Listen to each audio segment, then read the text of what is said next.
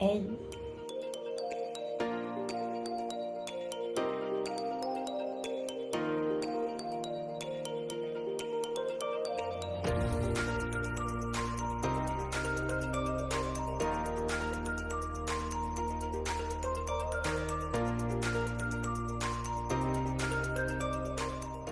J'espère que vous allez bien.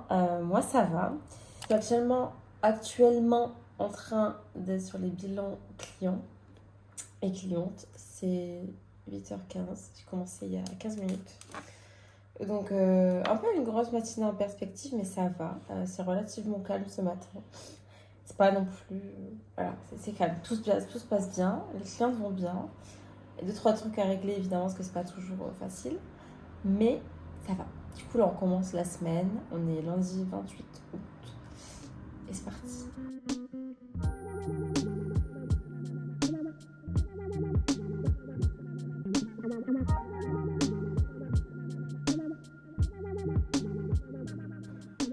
Hello, j'espère que vous allez bien. Moi, ça va. Alors, je viens de faire un truc très con. Je viens de vous parler pendant 5 minutes, alors que je n'avais pas du tout... pardon. Je disais alors que je n'avais pas du tout la caméra du bon côté. Mais tout va bien. Surtout arrêtez de vous faire subir cette tête qui vient de terminer la première partie des bilans, qui n'a absolument pas avancé sur son bien-être physique ce matin, n'est-ce pas? C'est 10h du matin.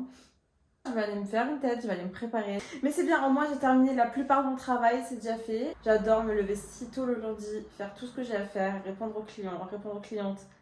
Et ensuite, voilà, tout le monde commence sa journée du bon pied, les clientes ont leurs réponses. Alors macro pour la semaine très tôt. Hello, j'espère que tu vas bien. Alors du coup on se retrouve quelques jours plus tard. J'avais envie de parler un petit peu d'un cas client aujourd'hui. Ça fait un petit moment, ça fait quelques vidéos que je ne l'ai pas fait. Parce que tout simplement j'avais rien de très intéressant à raconter en tant que cas client. Je raconte pas spécialement toujours ce que je fais avec les clientes parce que c'est souvent la même chose. Et c'est surtout que si c'est pas quelque chose qui peut vous parler, je me dis juste que ça sert à rien. Justement, c'est quelque chose qui peut parler à énormément de personnes parce que ça concerne la perte de poids. Donc je pense que ça peut parler à pas mal de personnes et je souhaitais vous en parler, tout simplement. Il faut savoir que ça va faire presque un an, je sais pas exactement en quel mois, mais presque un an que je suis une personne qui avait pour objectif une perte de poids. Donc elle a commencé le suivi avec moi seulement avec le suivi sportif, donc seulement des programmes, des séances en salle que je faisais évoluer. Mais évidemment, si tu me suis depuis longtemps, tu sais que la perte de gras, si on veut vraiment l'optimiser et pas que ça mette très longtemps à faire une vraie recomposition corporelle, il faut absolument passer par un rééquilibrage alimentaire et un suivi de nutrition. Ce qu'elle a fait au bout de quelques mois avec moi, parce que ça se passait très bien, il faut savoir que cette personne a fait confiance à beaucoup de coachs avec qui ça a ou pas forcément matché, et elle avait l'impression que elle n'était pas écoutée, que c'était toujours un peu bateau, que ça fonctionnait pas. Donc elle a décidé de passer le cap et bref, de prendre un suivi de nutrition avec souvent les personnes qui ont essayé plein de choses, qui ont essayé plein de coachs différents. Pas spécialement parce qu'elles changeaient de coach trop souvent, mais parce que les méthodes ne fonctionnaient pas. Et puis au bout d'un moment, on perd un peu espoir. On se dit juste que ça fonctionne pas, qu'on est un peu un cas à part et qu'on va jamais arriver à perdre du poids. Alors que c'est totalement faux. Il y a des raisons pour lesquelles le poids peut être beaucoup plus difficile à perdre.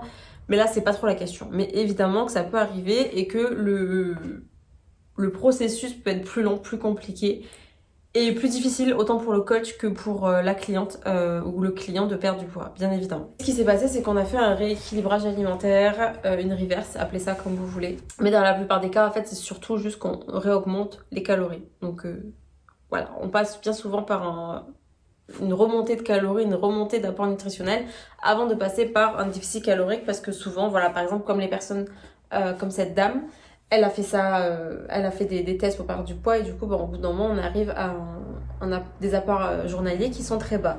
Donc, je ne peux absolument pas faire un déficit calorique sur des apports qui sont bas. Donc, c'est ce qu'on a fait, on a mis ce protocole en marche et là, on a enfin, au bout de 3 mois, je crois, on a mis en place un déficit calorique. Donc là, c'est le premier, on vient juste de commencer. Elle est en déficit calorique depuis 10 jours aujourd'hui. parce qu'à son dernier bilan la semaine dernière, on avait mis en place le déficit, donc c'est ça. Et elle n'a pas perdu de poids de toute la semaine. Donc c'était un peu... Et même le poids est même remonté. Donc ça peut être ultra frustrant, ultra énervant, bref. Voilà, ça arrive, ce sont des choses qui arrivent. Et en fait, le truc que je voulais surtout mettre en lumière, c'est que même si vous faites les choses bien, le poids n'est pas quelque chose de linéaire. Le poids n'est pas quelque chose que vous pouvez mener à la baguette comme vous voulez. Vous êtes un organisme vivant et vous souhaitez et avoir un impact sur un organisme qui est vivant. En l'occurrence, ce que j'entends, c'est pas parce qu'on a fait un rééquilibrage puis un déficit qu'il va se passer forcément une perte de poids. C'est pas aussi simple, donc c'était un petit peu énervant et un petit peu frustrant, mais aujourd'hui, poids le plus bas et le poids est descendu. Donc c'est vraiment trop cool, je suis archi contente, autant pour moi, parce que ça me fait plaisir de voir, mais juste de voir que notre travail il fonctionne évidemment, mais ça fait plaisir d'entendre une personne qui avait vraiment du mal à perdre du poids, elle me dise bon c'est bon en fait. Hier, je t'ai dit que le poids, il était là-haut, mais au final, le poids, ce matin, il est en bas. Donc, je suis extrêmement contente. Et bref, le but, c'est pas forcément de vous dire que ma cliente est trop contente ou quoi, parce que oui, c'est le cas. Mais c'est surtout de vous faire comprendre que c'est pas parce que le processus est long et que le processus n'est pas linéaire que ce n'est pas un protocole qui fonctionne. On parle d'organisme vivant. Et non d'une commande au drive. Vous faites pas une commande au drive. Vous demandez à votre corps de changer. Et ça a été long. Avec cette cliente, ça a été long. Pas spécialement, parce qu'en vrai, j'ai juste lancé le déficit il y a 10 jours et au bout de 10 jours, il y a eu du mieux, il y a eu le poids qui a droppé. Et ça, c'est super. Enfin, c'est super. 10 jours, c'est trop bien. D'où l'importance de faire confiance à son ou sa coach. Parce que si t'as pas confiance avec la personne avec qui tu travailles, tu vas abandonner. Si la personne t'arrive pas à lui parler, t'arrives pas juste à avoir confiance en fait, tout simplement, tu vas juste lâcher l'affaire. Parce que imagine, t'es dans une situation où t'as l'impression que tout ce que tu fais, ça fonctionne pas, alors que ça fait juste une semaine que tu le fais, tu vas pas continuer avec cette personne, même si il faut juste attendre. L'important, c'est juste de faire confiance à son coach. Du coup, ne prenez pas des coachs si vous n'avez pas confiance en eux. Engagez un coach si vraiment vous croyez en ce dont il croit lui, en fait, tout simplement que vous ayez la même vision des choses, que vous ayez la même vision du corps, de la santé, de l'exercice physique si c'est un prof, un coach de sport, c'est un diététicien, une diététicienne, assurez-vous que ces méthodes vous conviennent. Et c'est pour ça que c'est super important d'avoir des échanges, que ce soit par écrit, par téléphone, par visio, ce que vous voulez, avec la personne avant de vous lancer dans quoi que ce soit. Bon, et là c'est parti, c'est 18h30, j'ai un appel de une demi-heure. Toujours pareil, une personne qui est potentiellement intéressée par du suivi nutrition. Donc on est parti.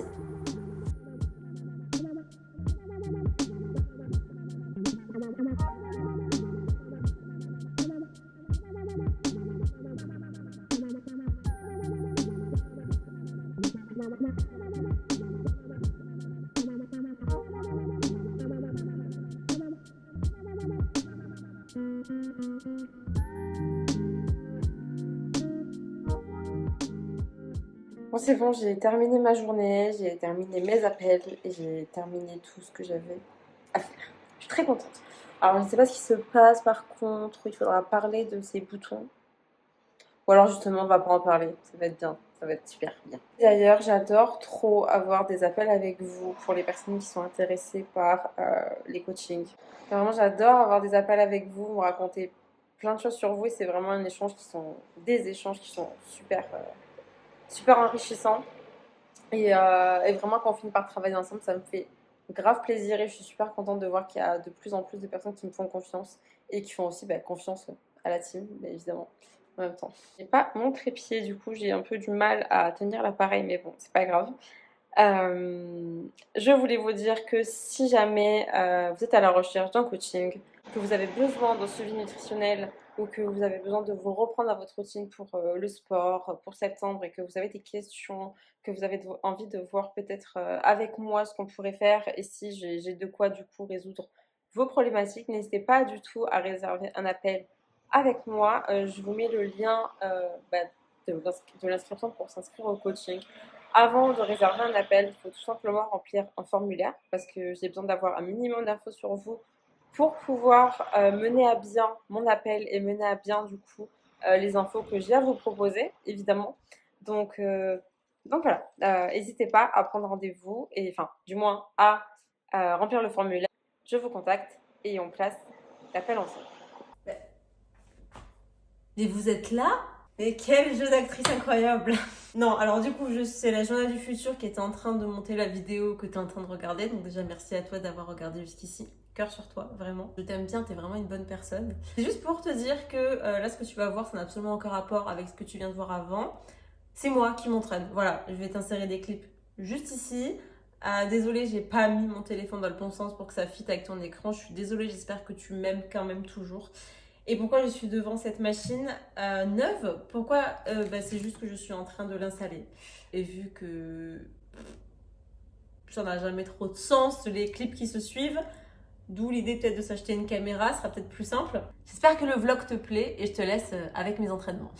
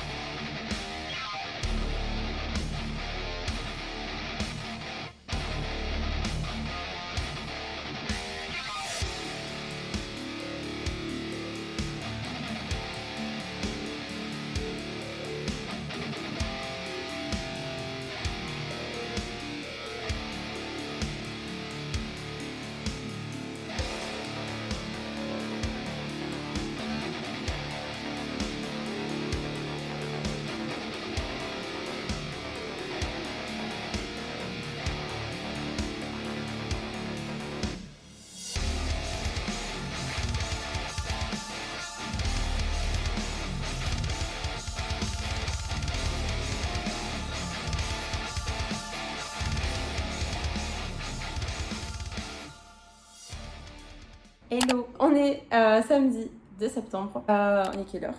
Il est 14h30. Je suis allée m'entraîner ce matin. J'ai fait les jambes. Je suis rentrée, j'ai fait à manger. Je me suis mis au travail. Bref, rien de très changeant de d'habitude. Donc, je voulais aussi faire un petit update en fait sur la situation de mon dos et donc de mes charges et de mes entraînements. Il faut savoir que je n'ai jamais trop de gêne avec mon dos lors de mes entraînements. J'ai souvent des gênes avant, mais si elle s'est manifestée par la journée, sinon je n'ai vraiment quasi rien pendant mes entraînements, ce qui change d'avant. Là, ça fait vraiment quelques mois que ça me gêne plus trop sur mes entraînements. Par contre, là, aujourd'hui, c'est pas ouf. En fait, hier, j'ai eu très mal hier soir au dos pour aucune raison. Hier, je ne suis même pas allée m'entraîner. Non, je ne me suis pas entraînée hier. Et j'ai rien fait de spécial, rien de plus que d'habitude, rien de moins. Et j'ai eu très mal au dos, j'ai dû rester un petit peu allongée et tout pour laisser passer. Donc c'était pas incroyable. Mais ce matin, ça allait sur les entraînements. J'ai quand même eu une gêne, donc j'ai pas pu pousser plus que ça. J'ai fait du squat qui était totalement pété. Je pense que je vais vous mettre quand même la vidéo juste après. Mais j'avais des mauvais appuis. Faut savoir aussi que je squattais pas du tout à l'endroit où je squatte d'habitude à la salle. parce que c'est des prix. En même temps, il y a 2 racks, donc on va pas aller loin. Et du coup, j'ai squatté en fait pas à l'endroit d'habitude et je pense que ça m'a perturbée et stressée aussi parce que bah, j'avais pas les sécurités en fait. Donc je me dis, enfin, si j'ai un problème, c'est plus chiant de jeter la barre s'il n'y a pas les sécurités. Donc bref, vraiment j'ai des appuis éclatés, que ce soit en chaussettes ou pas, vraiment c'était terrible. C'est pour ça que j'ai gardé mes chaussures. Je me suis dit, quitte à pas avoir des bons appuis, autant pas le faire en chaussettes parce que j'avais peur que ça amplifie le truc, surtout que le sol est glissant. Donc enfin bref, un bonheur. Je crois que c'est vendredi prochain. J'ai mon IRM, donc j'ai enfin mon IRM. Je vous tiendrai au courant évidemment de ce que ça se dit, de ce qu'on me raconte à l'IRM. Donc j'ai archi hâte d'avoir de l'imagerie et de savoir ce qui se passe parce que vraiment je ne comprends pas. J'ai des idées. J'en parlais l'autre jour avec quelqu'un et la personne avait la même idée que moi concernant ce que j'ai. J'y ai pensé pendant longtemps mais j'ai un peu fait l'autruche.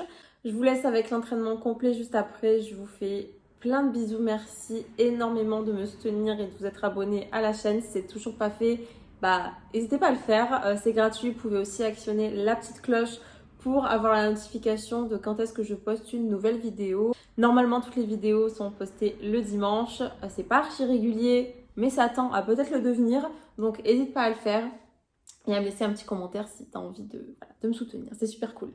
Je t'embrasse et à très vite. Salut!